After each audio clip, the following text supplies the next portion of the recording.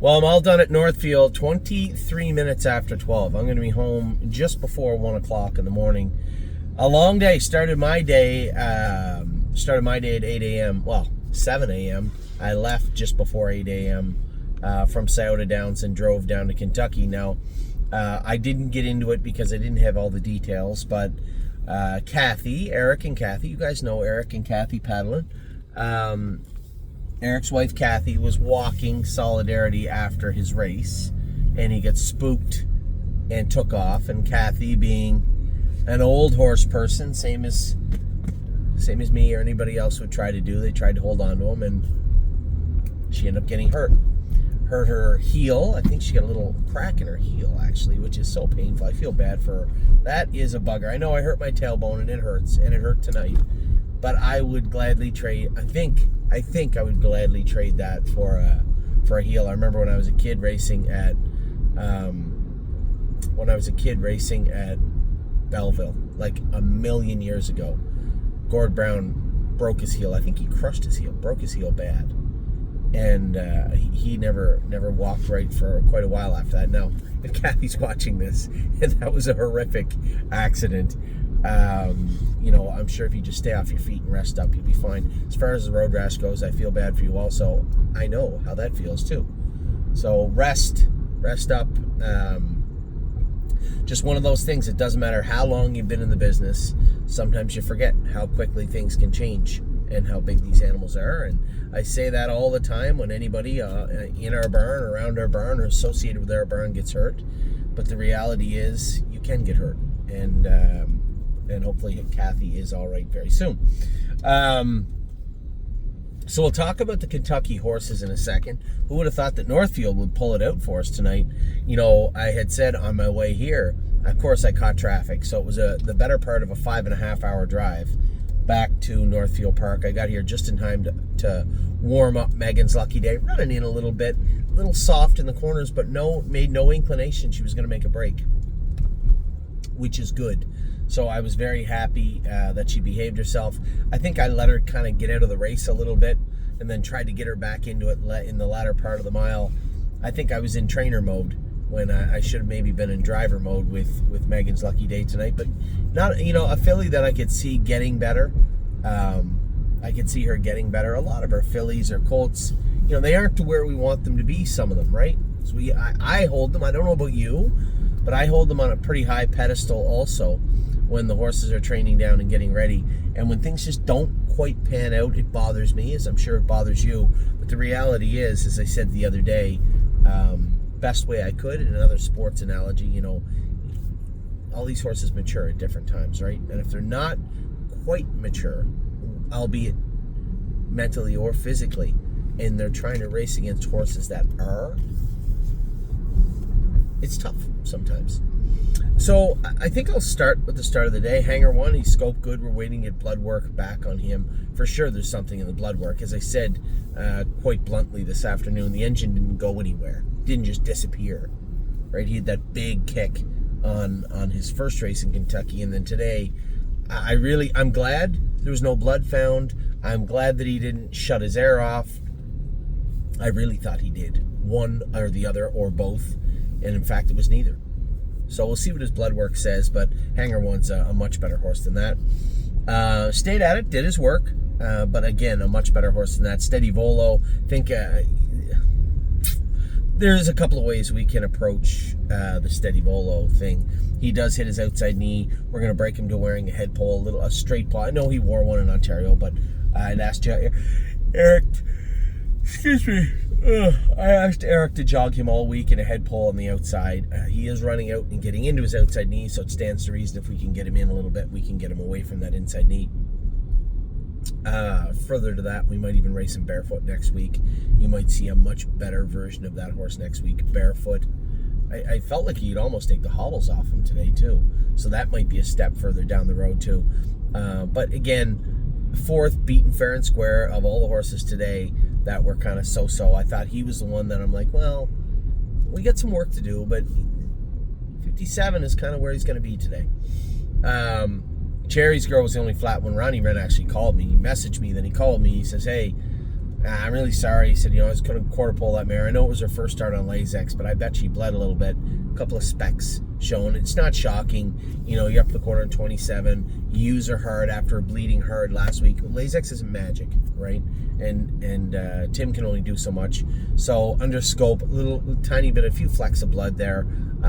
Some mucus was found.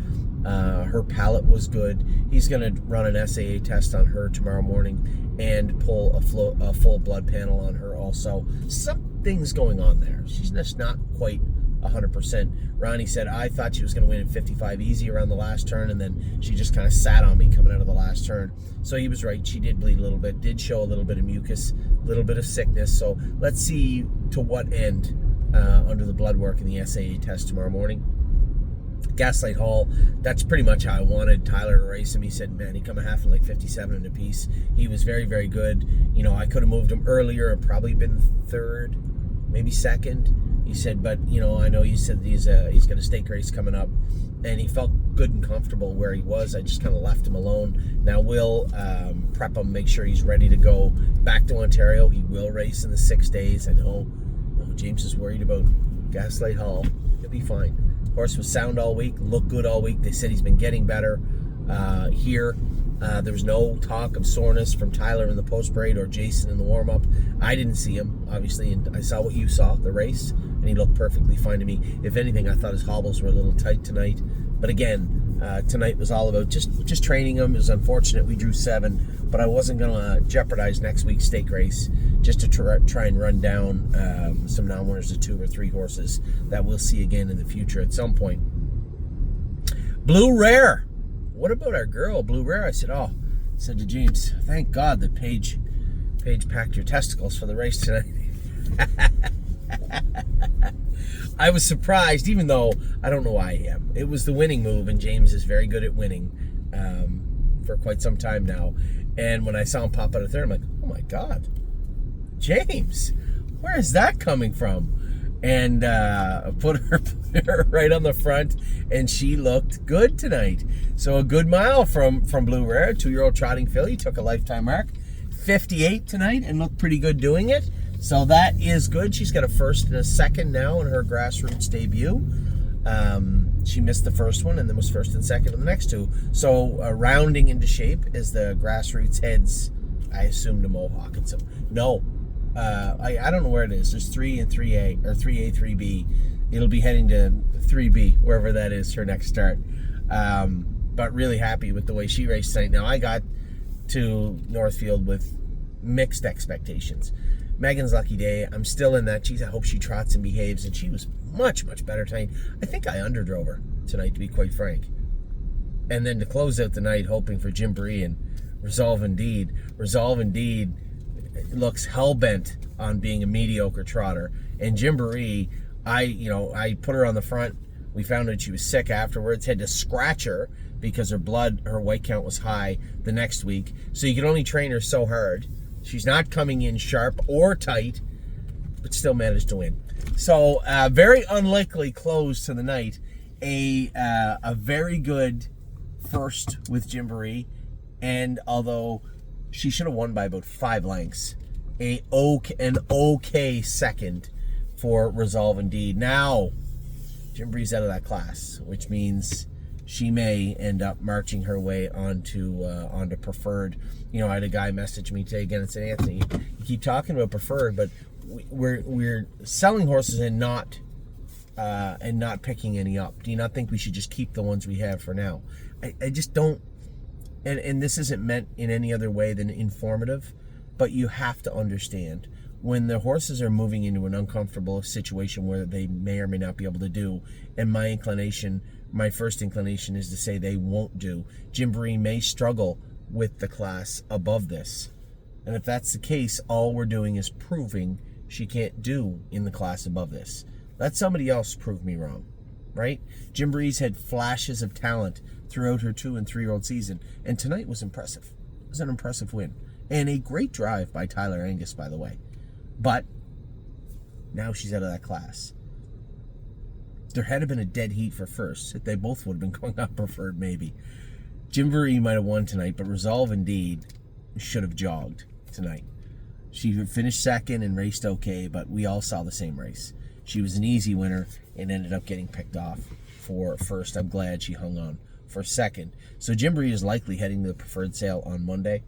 Resolve Indeed does not have to yet. I don't know what she's doing. Like she felt so strong in the face the whole way and cleared to the front quick, like she was going to draw off, and then just kind of, all right, we'll just wait here for a minute. They'll come along at some point, and they did.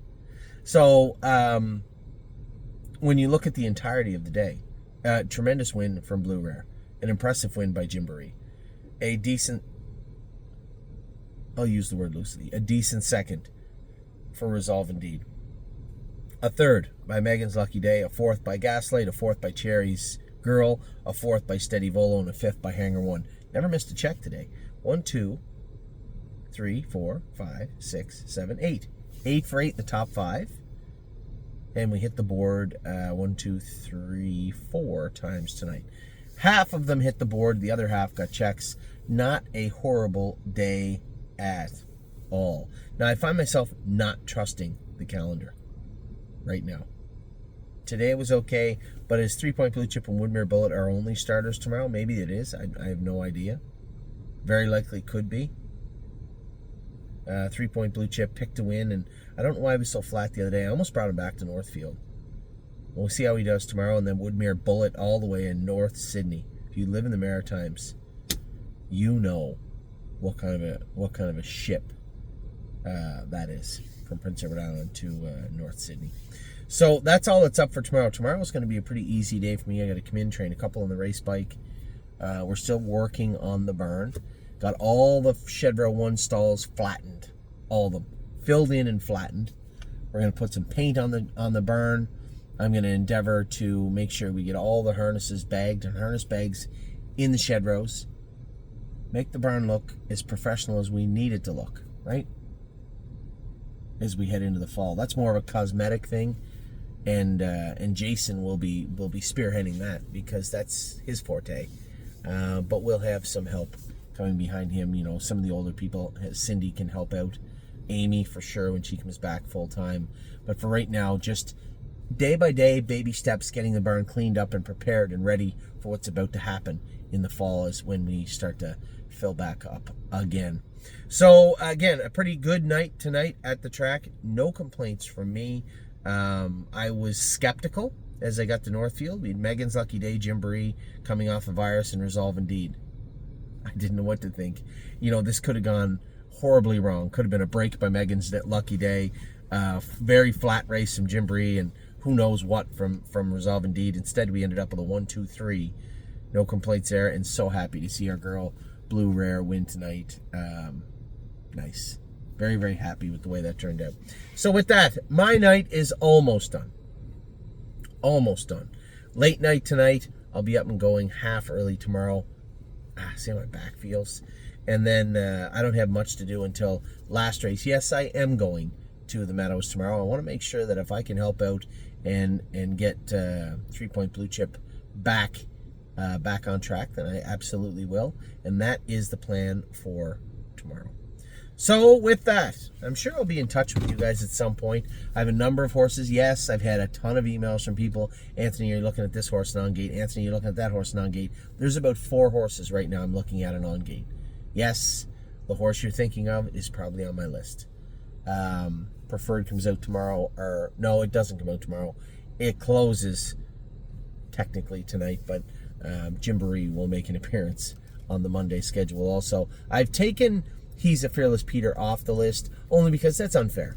As much as I'm disappointed in his output, when you look at a blood work and see his differential flipped and his white count of 12.2, that's just not fair to the horse to judge him on that line. So if we're going to judge him, let's do it properly with proper blood work and a healthy horse, and that's exactly what I plan on doing. So with that, I'm going to let you go. Have a wonderful, well, your day's over. Have a great 23 hours and 30 minutes of Thursday. Take care.